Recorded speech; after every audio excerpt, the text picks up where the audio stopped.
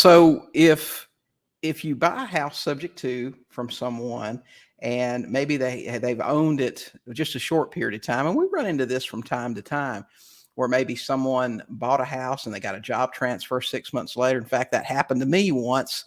Gosh, it was probably 25 years ago now, but I bought a new house, and less than 6 months later, my job wanted to transfer me out of state. So I'm kind of familiar with how that works, but it could be a divorce, it could be a job transfer, it could be they just decided they didn't like the town and wanted to leave.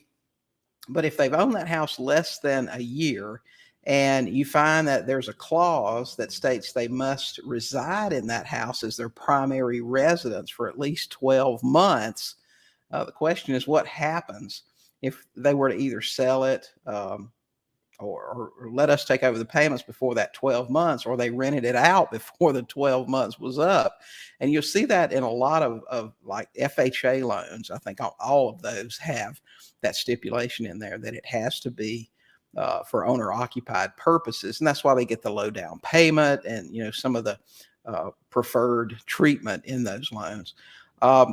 If it's done as a case of fraud, then they could be in some trouble. The reality is there are some exclusions to those, a job transfer or some kind of hardship. I can't imagine them being prosecuted or punished in any way for doing that if there's some reason that they really just have to sell.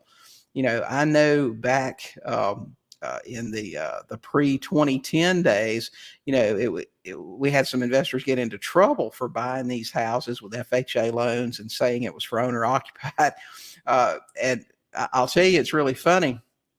My wife and I were talking this morning. We've been staying in Airbnbs for the last year or so, and the one we're in right now, actually, the fella just bought it about 8 months ago.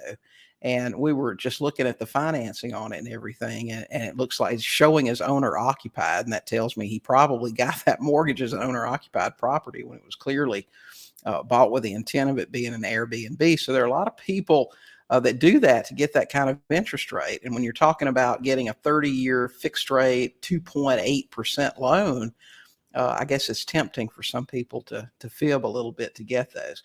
But the reality is, these people, if they're not doing it habitually, if they're not investors that are getting that are getting loans under the premise of it being owner occupied, the chances are probably very slim that they would be punished in any way. So I wouldn't worry about that too much. But it's definitely not something that you want to do as an investor.